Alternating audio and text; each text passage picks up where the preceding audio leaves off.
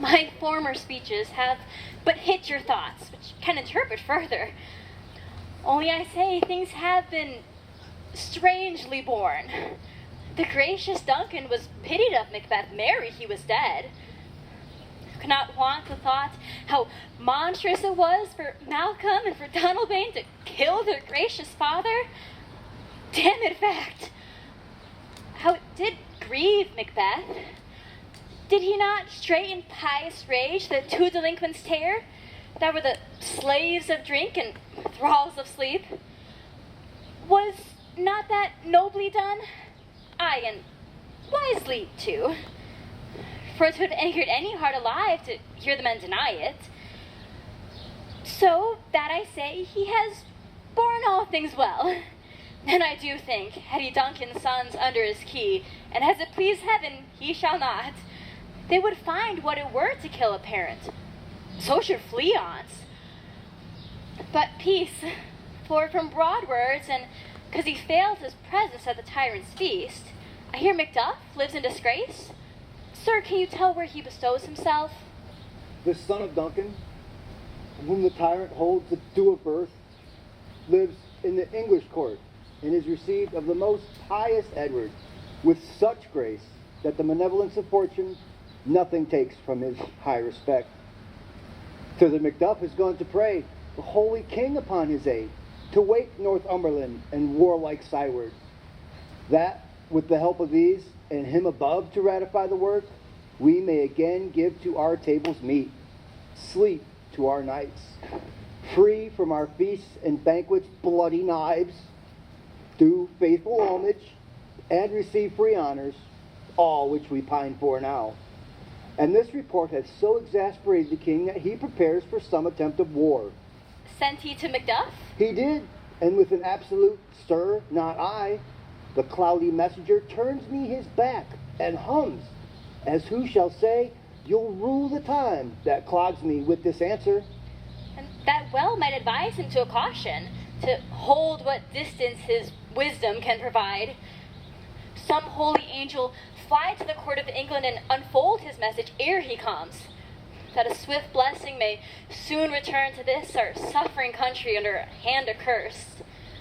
I'll send my prayer with him.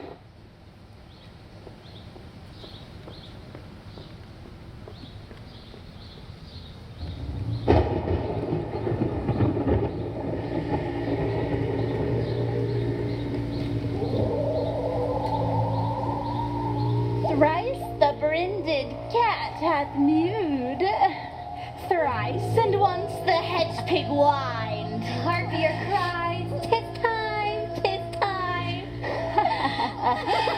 Round about the cauldron go, in the poisoned entrails throw.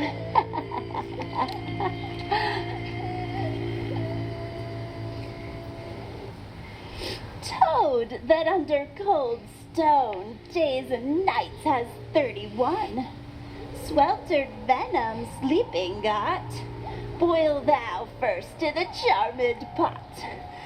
Double, double toil and trouble, fire burn and cauldron bubble. A fillet of a fenny snake, in the cauldron boil and bake. Eye of newt and toe of frog, wool of bat and tongue of dog, adder's fork and blind worm's sting, lizard's leg and owlet's wing, for a charm of powerful trouble, like a hell broth, boil and bubble. Double, double toil and trouble, fire burn and cauldron bubble. Scales of dragon, tooth of wolf, witch's mummy, maw and gulf of the ravine's salt sea shark, root of hemlock digging in thy dark, liver of lasping shrew, gall of goat and slips of yew, silvered in the moon's eclipse, nose of Turk and Tartar's lips, finger of burst-strangled babe, dish delivered by a drab, make the gruel thick and slab, add thereto a tiger chaldron, for the ingredients of our cauldron.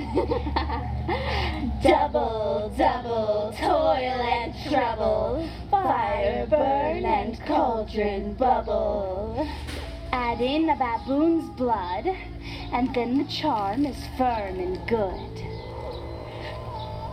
By the pricking of my thumb, something wicked this way comes. Open locks, whoever knocks! How now, you black and secret midnight hags? What is it you do?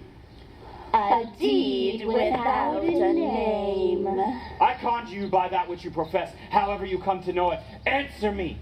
Even though you untie the winds and let them fight against the churches, answer me what I ask. Speak. Demand. Will answer. Say if thou hast rather heard from our mouths or our masters. Call 'em. I'll see 'em. Pour in sow's blood that hath eaten her 9 pharaoh. Grease that's sweatin' from the murderer's gibbet throw into the flame. Come high or low, thyself and office deftly show. Oh. Thy unknown power, answer He me. knows thy thought, hear his speech, but say thou naught. Macbeth! Macbeth! Macbeth! Beware Macduff! Beware the Thane of Fife! Dismiss me! Enough! Whatever thou art, for thy good caution, thanks. Thou hast harped my fears aright. But one word more. He will not be commanded. Here is another more potent than the first. Macbeth! Macbeth! Macbeth! Had I 3 ears, I would hear thee. Be bloody, bold, and resolute. Laugh to scorn the powers of man, for none of woman born shall harm Macbeth. Then live, Macduff, for what need I fear of thee? No, I'll make assurance double sure, and take a bond of faith, thou shalt not live, that I may tell pale-hearted fear that it lies, and sleep in spite of thunder. Well, what's this? That rises like the issue of a king, and wears upon its baby brow the round and topped of sovereignty. Listen, but speak not to it. Be lion-mettled, proud, and take no care who chafes, who frets, or where conspirers are. Macbeth shall never vanquished be until great Birnam Wood to high Dunsinane Hill shall come against him.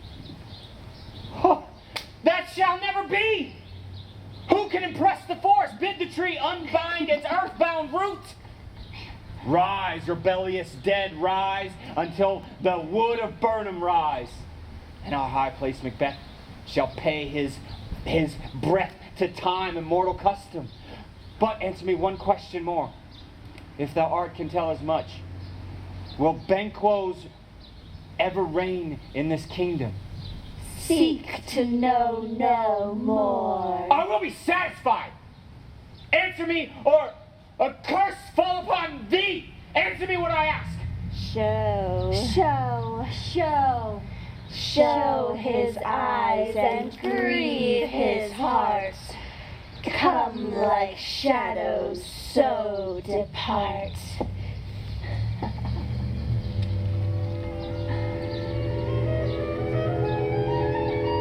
Oh,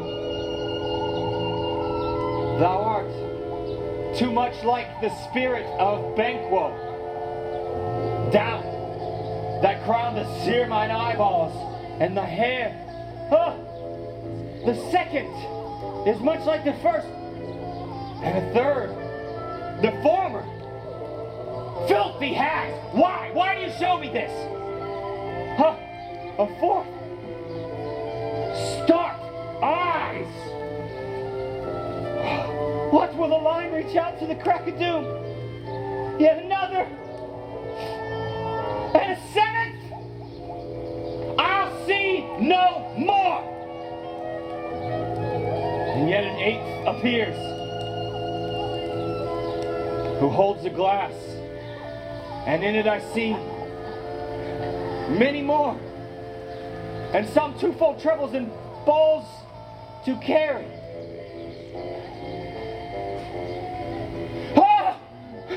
Oh, horror! Horror! I see it is true! For the blood-boltered Banquo smiles upon me and points at them for hers.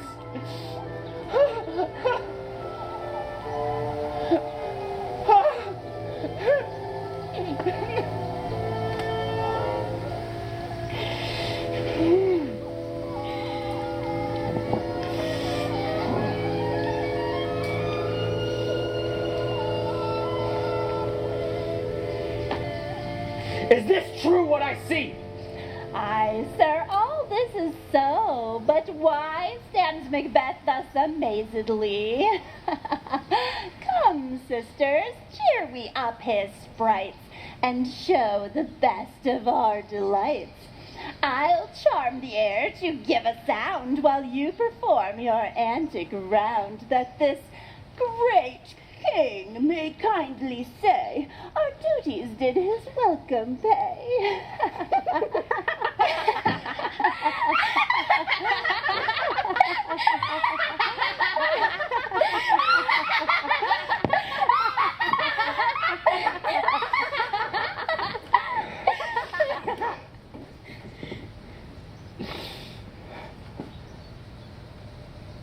What, gone?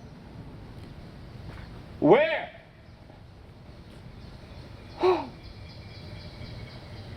Pernicious! Let this hour stand accursed in the calendar!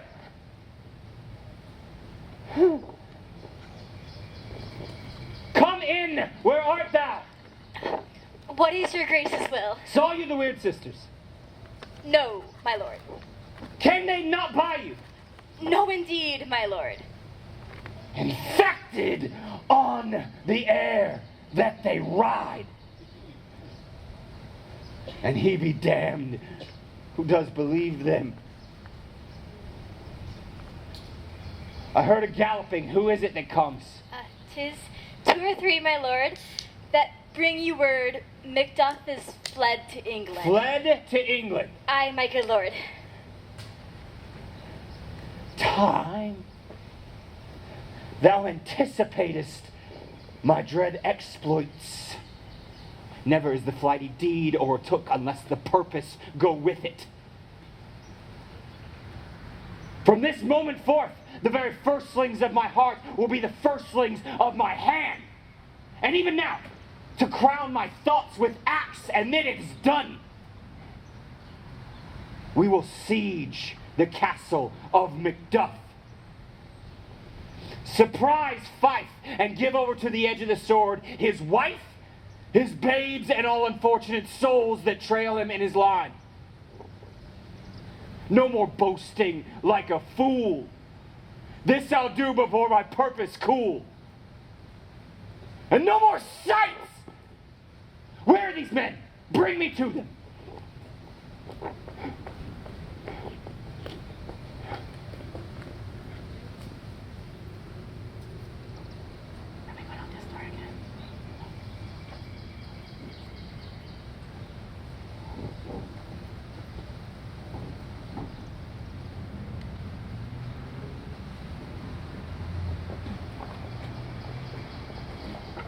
But what had he done to make him fly the land? You must have patience, madame. He had none. His flight was madness. When our actions do not, our fears do make us traitors. You know not whether it was his wisdom or his fear. Wisdom. To leave his wife, to leave his babes, his mansion, and his titles, in a place from whence himself does fly? He loves us not. He wants the natural touch. For the poor wren, the most diminutive of birds, will fight, her young ones in her nest, against the owl. All is the fear, and nothing is the love, as little is the wisdom, when the flight so runs against all reason. My dearest coz, I pray you school yourself. But for your husband, he is noble, wise, judicious, and best knows the fits of the season. I dare not speak much further, but cruel are the times when we are traitors and do not know ourselves, when we hold rumor from what we fear, yet know not what we fear, but float on a violent and wild sea, each way and none. I take my leave of you. Shall not be long, but I'll be here again. Things at their worst will cease, or else climb upward to what they were before. My pretty cousin, blessings upon you. Fathered he is, and yet he's fatherless. I am so much a fool. Should I stay longer? It would be my disgrace and your discomfort. I take my leave at once.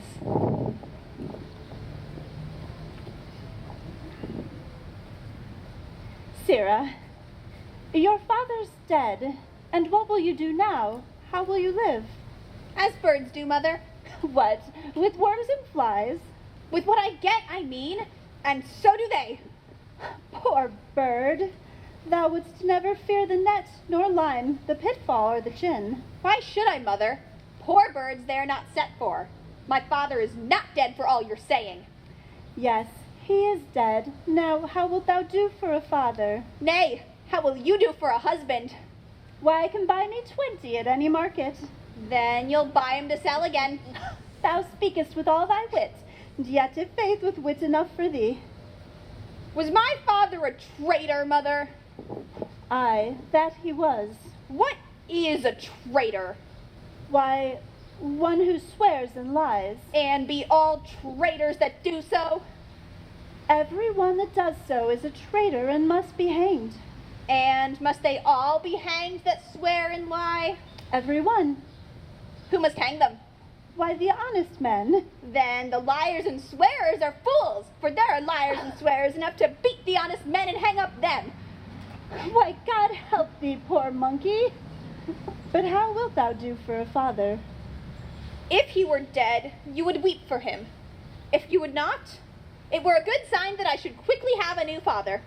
Poor prattler, how thou talk'st. Bless you, fair dame. I am not to you known, though in your state of honor I am perfect. I doubt some danger does approach you nearly. Be not found here, hence with your little ones. Heaven preserve you. I dare abide no longer. Whither should I fly? I have done no harm. But I remember now, I'm in this earthly world, where to do harm is often laudable, to do good, sometime accounted dangerous folly. What are these faces? Where is your husband? I hope in no place so unsanctified, where such as thou mayest find him. He's a traitor. Thou liest, thou shag-haired villain! You egg! Young fry of treachery! He has killed me, Mother! Run away, I pray you! Murder!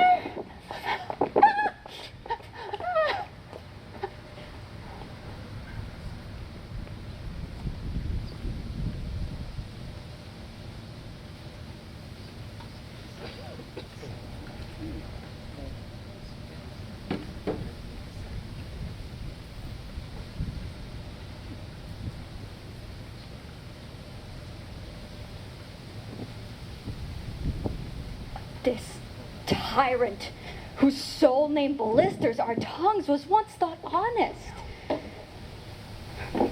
You have loved him well. He hath not hurt you yet. I am young, but something you may deserve of him through me, and wisdom to offer up a weak, poor, innocent lamb to appease an angry god. I am not treacherous. But Macbeth is. A good and virtuous nature may recoil in an imperial charge. But I shall crave your pardon. That which you are, my thoughts cannot transpose. Angels are bright still, though the brightest fell. Though all things foul should wear the brows of grace, yet grace must still look so. Then I have lost my hopes. Perchance even there where I did find my doubts. Why in that rawness left you wife and child, those precious motives, those strong knots of love without leave-taking? I pray you, let not my jealousies be your dishonors, but mine own safeties. You may be rightly just, whatever I shall think. Fare thee well, Lord. I was not be the villain that thou think'st, for the entire space within the kingdom's grasp, and the riches to boot. Be not offended, I speak not as an absolute fear of you. I think our country sinks beneath the yoke. It weeps, it bleeds, and each new day it gashes at it to her wounds. I think with all there would be hands uplifted in my right, and from gracious England have I offer of goodly thousands.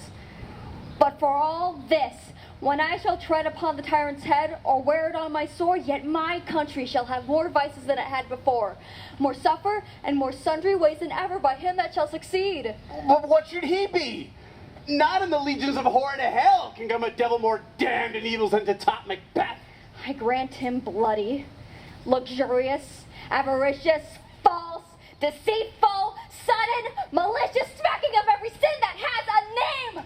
Boundless intemperance in nature is a tyranny. It hath been the untimely emptying of the happy throne, the fall of many kings, and yet, fear not to take upon you what is yours. If such a one be fit to govern, speak. I am as I have spoken. Fit to govern? Oh, nation miserable, with an untitled tyrant bloody sceptered. When shalt thou see thy wholesome days again? Thy father was a most sainted king. The queen that bore thee, more often upon her knees than on her feet, died every day she lived.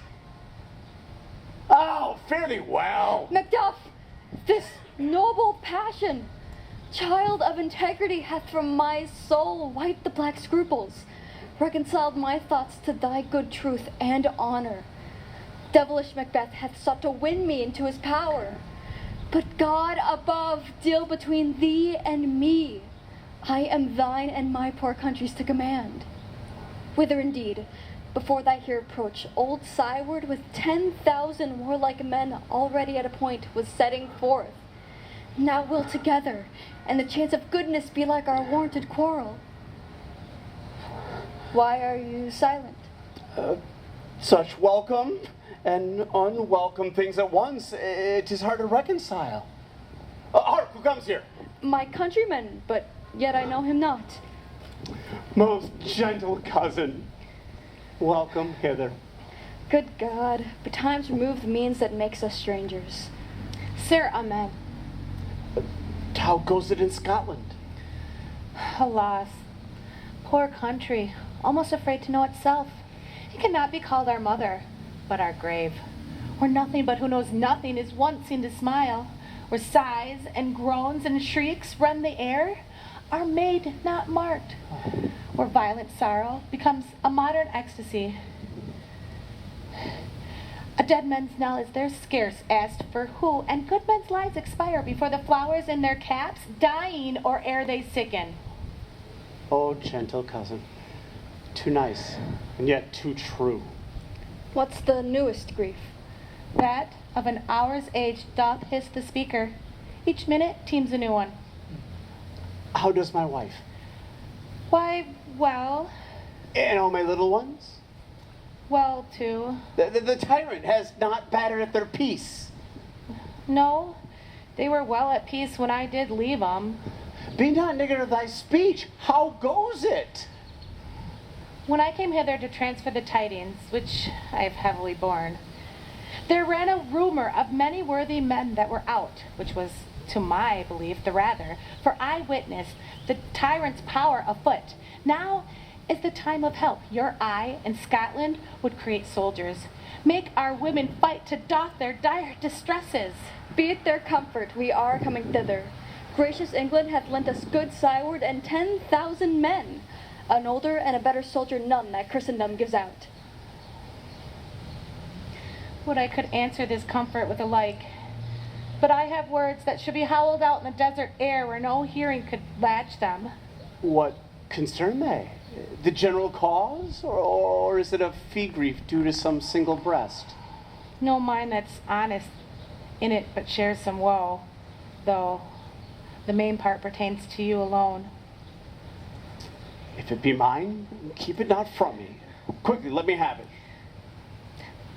Let not your ears despise my tongue forever, which shall possess them with the heaviest words that ever yet they heard. I guess at it. Your castle is surprised. Your wife and babes savagely slaughtered. To relate the manner on the quarry of these murdered deer, to add the death of you.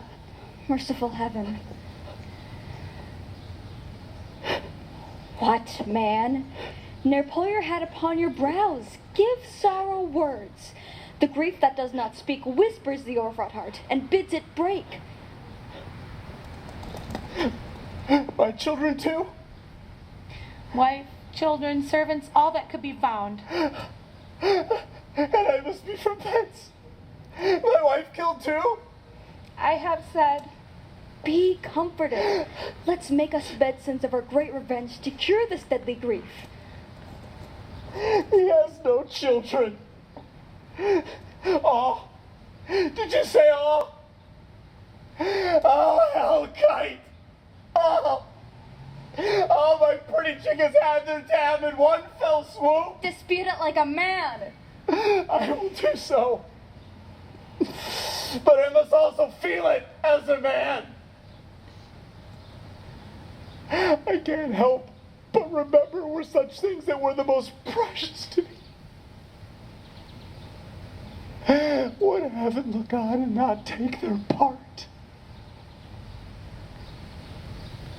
Oh, sinful Macbeth, they were struck for thee. Not that I am, not for their demerits, but for mine fell slaughter on their souls. Oh, heaven rest them now. Be this the whetstone of your sword. Let grief convert to anger. Blunt not the heart, enrage it. Oh, I could play the woman with mine eyes, or the breaker with my tongue. But gentle heavens, cut short all intermission. Bring thou this fiend of Scotland and myself.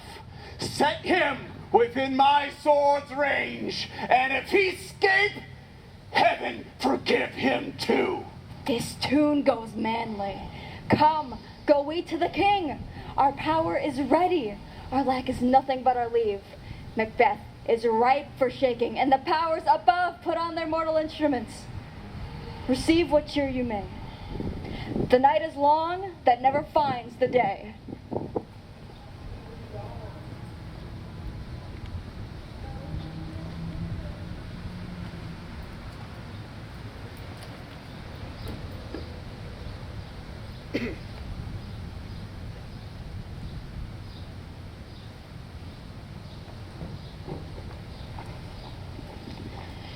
I have for 2 nights watched with you, but can perceive no truth in your report. When was it she last walked? Since His Majesty went into the field, I've seen her rise from her bed, throw her nightgown upon her, open her closet, take forth paper, fold it, write upon it, read it, afterwards seal it, and yet again return to bed, all while in a most fast sleep. A great perturbation of nature, to receive at once the benefits of sleep and do the effects of watching. In this slumbery agitation, besides her walking and other actual performances, what at any time have you heard her say?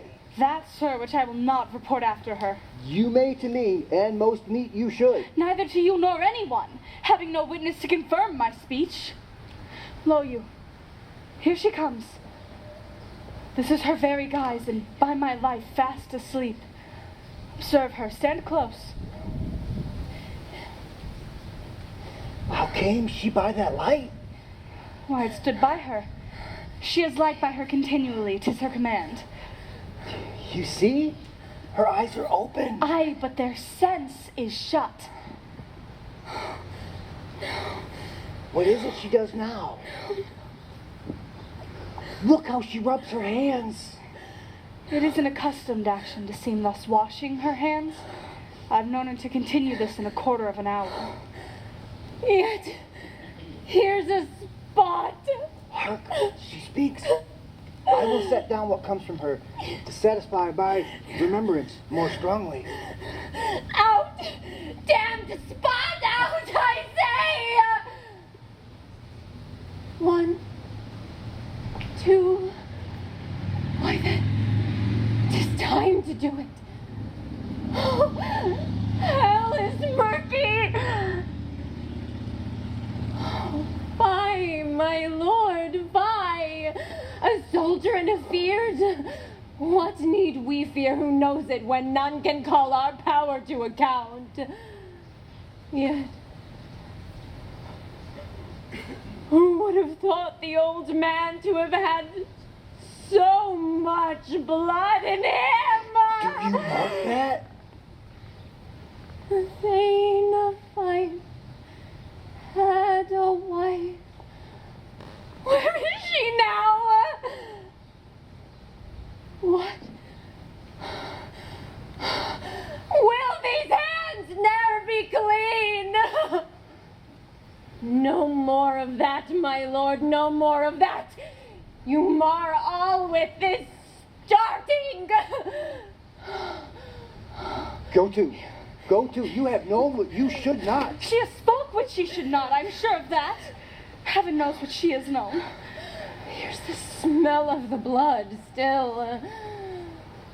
All the perfumes of Arabia will not sweeten this little hand. Oh, no. What a sigh is there. The heart is sorely charged. I would not have a heart like that in my bosom for the dignity of a whole body. Well. Pray God it be, sir. This disease is beyond my practice. Yet I have known those who have walked in their sleep and died wholly in their beds. Wash your hands. Put on your nightgown. Look not so pale. I tell you yet again, Banquo's buried. She cannot come out her grave. Even so? To bed. To bed. There's knocking at the gate!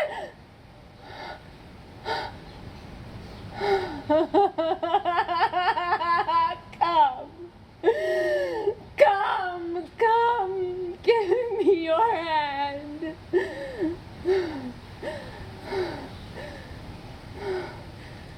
What's done cannot be undone. To bed. To bed.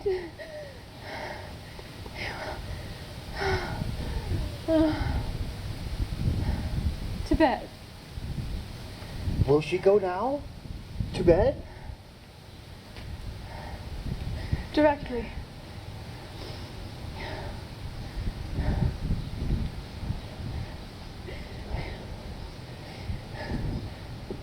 Foul whisperings are abroad. Unnatural deeds do breed unnatural troubles.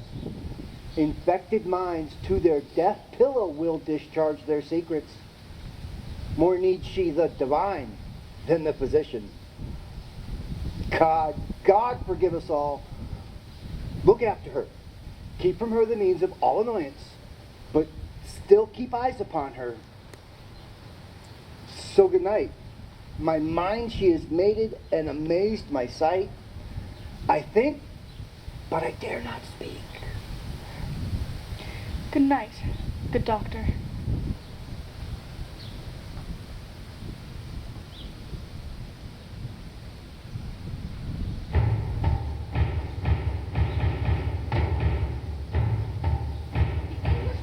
Near, led on by Malcolm, his uncle Cyward, and the good Macduff. Revenges burn in them, for their dear causes would to the bleeding and the grim alarm excite the mortified man. Near Burnham Wood shall we well meet them. That way are they coming. Who knows if Dunlebane be with his brother? For certain, sir, he is not. I have a file of all the gentry. There is Cyrus' son and many unrough youths that even now protest their first of manhood. What does the tyrant? Great Dunsinane he strongly fortifies. Some say he's mad. The lesser hate him, call it valiant fury. But for certain he cannot buckle his distempered cause within the belt of rule. Now does he feel his secret murder sticking on his hands. Now minutely revolts, upbraid his faith breach. Those he commands move only in command, nothing in love. Now does he feel his title hang loose about him, like a giant's robe on a dwarvish thief. Who then shall blame his pestered senses to recoil and start when all that is within him does condemn itself for being there? Well, march we on. To give obedience where it is truly owed, meet we the medicine of this sickly wheel, and pour we ourselves in our country's purge, each drop of us. Or so much as it needs, to do the sovereign flower and drown the weeds. Make we our march to Burnham. To Burnham!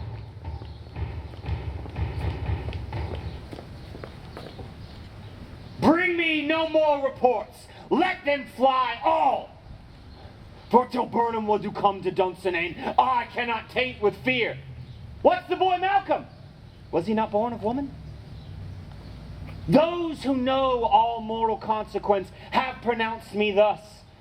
Fear not Macbeth, for no man born of woman shall ever have power upon thee. Then fly, false stains, and mingle with the English epicures. The mind I sway by and the heart I bear shall never sag with doubt, nor shake with fear. Ah, where gottest thou that goose look? There are 10,000 Geese, villain? soldiers, sir. Go, prick thy face and overred thy fear. What soldiers, Patch? Those linen cheeks of thine are counselors to fear. What soldiers, Wayface? The British force, so please you. Get thy face hence.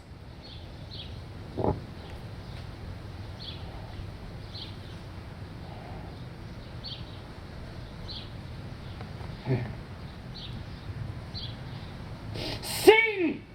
I am sick when I do look upon it. Sing, I say! This push will cheer me ever or deceit me now. I have lived long enough. My way of life has fallen into the sear, and the yellow leaf and that which should accompany old age. Love, honor, obedience, troops of friends I must not look to have. But in their stead, curses, not loud, but deep, and mouth honor, breath, which the poor heart would fain deny, but dare not. Sing, I said! What is your gracious pleasure? What news more? All is confirmed, my lord, which was reported. I'll fight till from my bones my flesh be hacked. Bring me my armor. 'Tis not needed yet. I'll put it on! And send out more horses, scur the country round, hang those that talk of fear. How goes thy patient, doctor? Not so sick, my lord, as she is overcome with thick coming fancies that keep her from rest. We'll cure her of that. Canst thou not? Minister to a mind diseased? Pluck from the memory a rooted sorrow and raise out the written troubles of that mind? With some sweet oblivious antidote. Cleanse the stuffed bosom of that perilous stuff which weighs upon the heart. Therein the patient must minister to herself. Throw physic to the dogs. I'll none of it. Come, sir. Dispatch. Give me my sword. Send out. Doctor, the thanes... Come, sir! The thanes, they fly from me. Dispatch. Put it on. Canst thou not cast the waters of my land and find its unwellness and purge it to a sound and pristine health? Oh, that you could. I would applaud you to the very echo that could applaud again. Take it off. What senna, rhubarb, or purgative drug could scour these English hence? Hearest thou of them? Your royal preparation makes us hear something, my lord. Bring it after me. I will not be afraid of death and bane till Burnham Forest come to Dunsinane.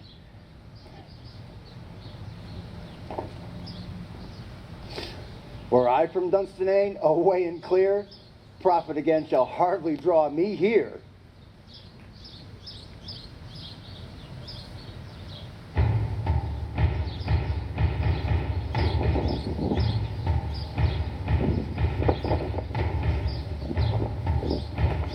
Cousins, I hope the days are near at hand that Chambers will be safe. We doubt it nothing. What woods are these before us? The wood of Burnham.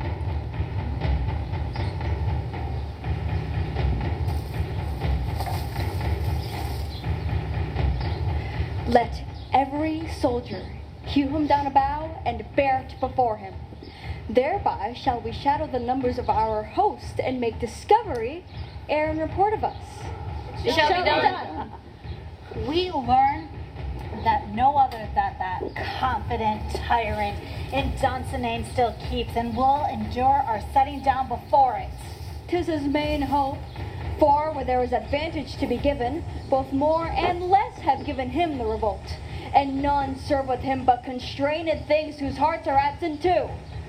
Let our just censures attend the true event, and put we on industrious soldiership.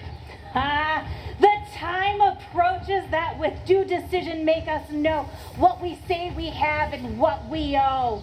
Oh, thoughts speculative, their unsure hopes relate, but issued sure strokes must arbitrate, the towards which advance the war! To war!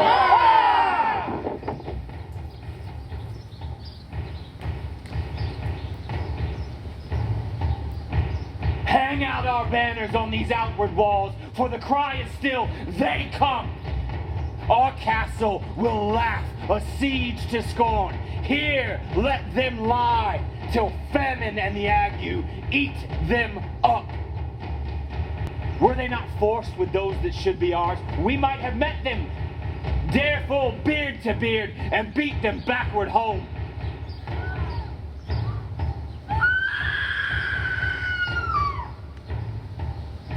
What is this noise?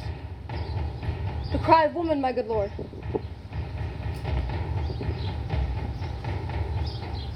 I have almost forgot the taste of fears. The time had been when my fell hair would have at a dismal treatise roused and stirred as if life were in it. I have supped full of horrors and direness familiar with my slaughterous thoughts cannot once start me. Wherefore was that cry? The queen, my lord, is dead.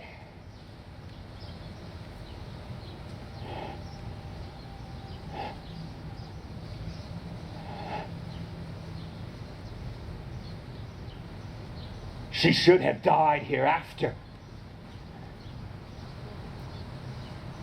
There would have been a time for such a word. Tomorrow. And tomorrow. And tomorrow. It creeps in this petty pace from day to day to the last syllable of recorded time.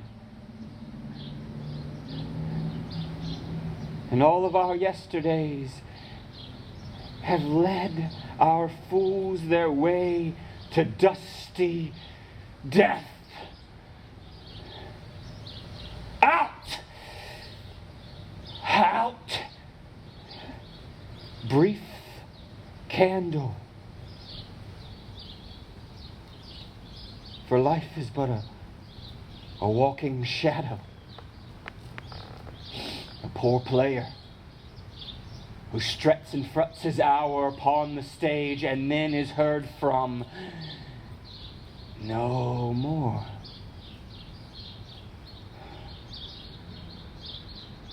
It is a tale told by an idiot, full of sound and fury signifying nothing. You come to use your tongue thy story quickly. Gracious my lord, I should report that which I say I saw, but not know how to do it. Well, say, sir. As I did stand on watch upon the hill, I looked toward Burnham, and now methought the wood began to move. Liar and a slave! Let me endure your wrath if it not be so. I say, within this 3 mile you may see it coming. a moving grove. If thou speech is false, upon the next tree I will hang thee until famine cling to thee. But if it be sooth, I care not if you do the same for me. I turn and start to fear the equivocation of those fiends that lie like truth. Fear not till Burnham would do come to Dunsinane, and now a would come toward Dunsinane. Arm! Arm and out! For if what he avouches is to be true, there's no tarrying here, nor flying hence. I again to be aweary of the sun, and wish the world were not so undone.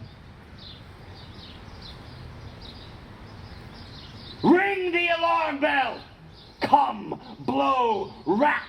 If we die, at least we die with harness on our back!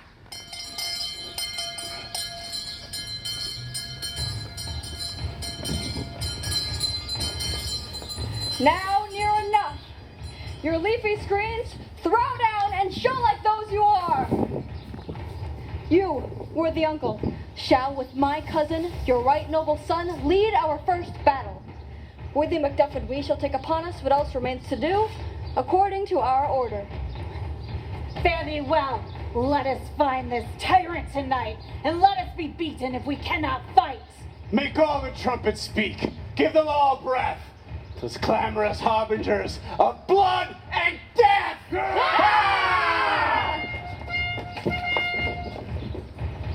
Go.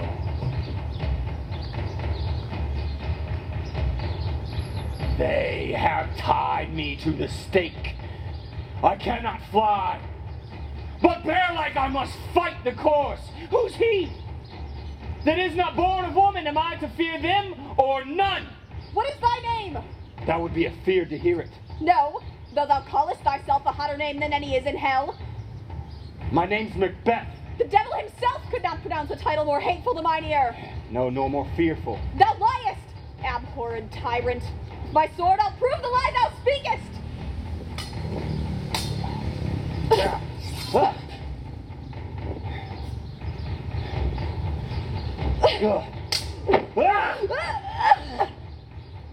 Thou wast born of woman! Swords I smile at, weapons I laugh to scorn, brandished by man that's of a woman born.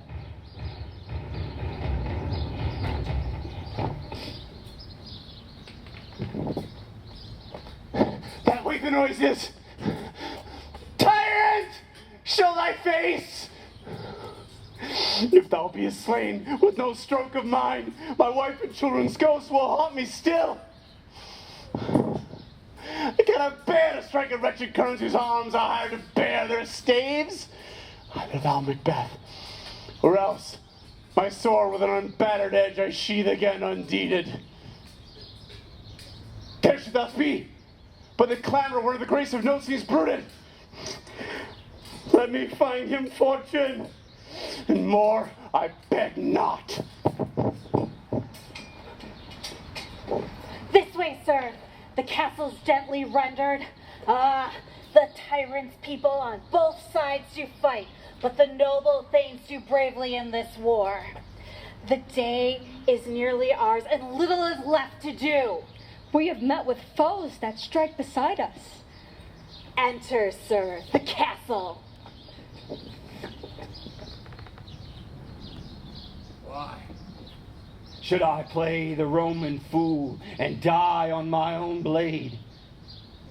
While thy sea lives, gashes do better upon them. Turn, hellhound! Turn! Of all else I have avoided thee. Get thee gone, Macduff, for my soul is too much charged with blood of thine already. I have no words. My voice is in my sword. The bloodier feeling the turns can give thee out.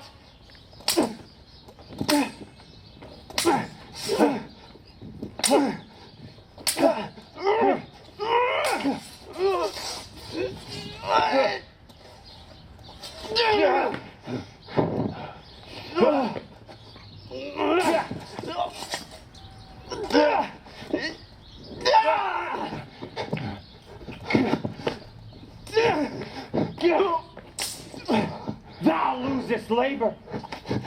As easy mayest thou the entrenchant air impress with thy keen sword as make me bleed. Let fall thy blade on vulnerable crest, for I bear a charmed life, which must not yield to one of woman born.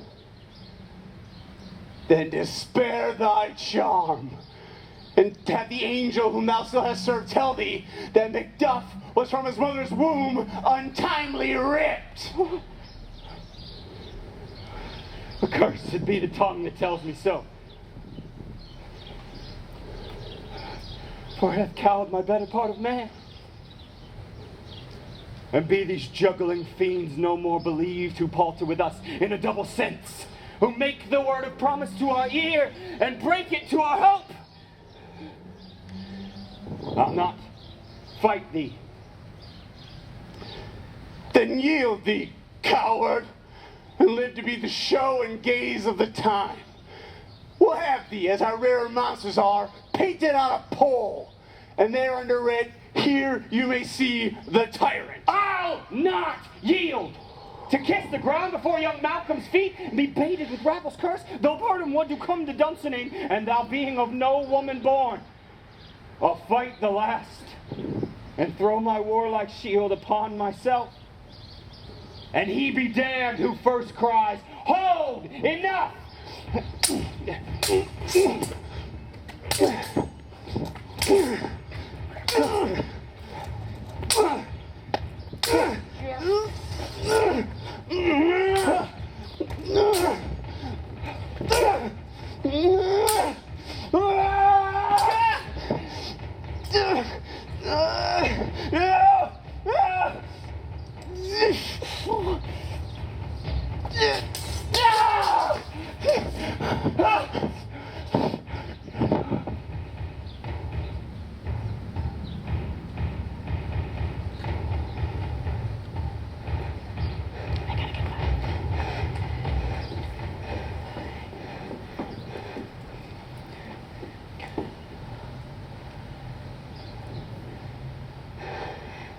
I would the friends we missed were safe arrived. Some must go off, but by these I see such a great day is cheaply bought. Macduff is missing, and your noble son. Your son, my lord, has paid a soldier's debt.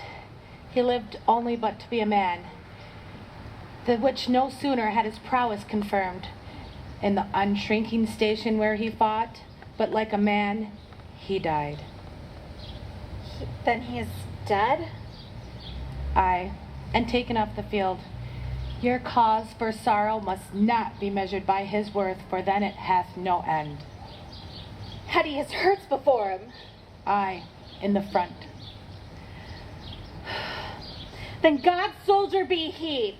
Should I have as many sons as I have hair, I'd not wish them a fairer death. And yet so, his knell is nulled. He's worth more sorrow, and that I'll spend for him. He's worth no more. They say he parted well and paid his score. And so, God be with him. Here comes newer comfort. Hail, King, for so thou art. Behold, here stands the usurper's cursed head. The time is free. I see thee compassed with thy kingdom's jewel, whose salutation of mine in their minds I now desire, their voices aloud with mine. Hail, King of Scotland! Hail, King of Scotland!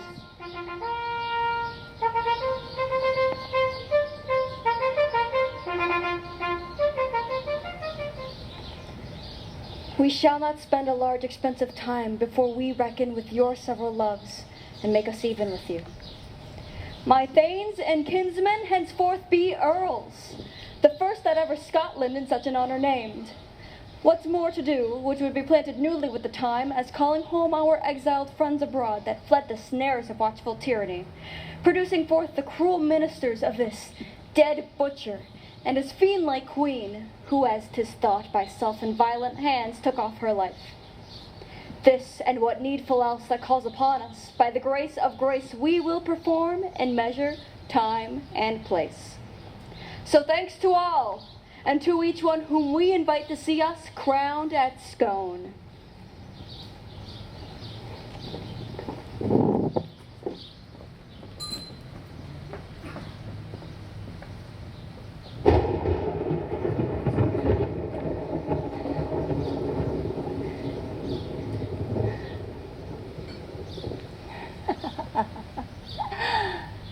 When shall we three meet again? In thunder, lightning, or in rain?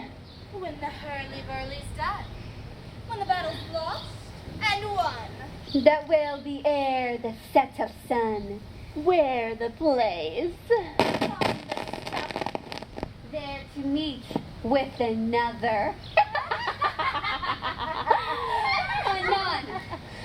Fair is foul and foul is fair. Hover through the fog and the filthy air.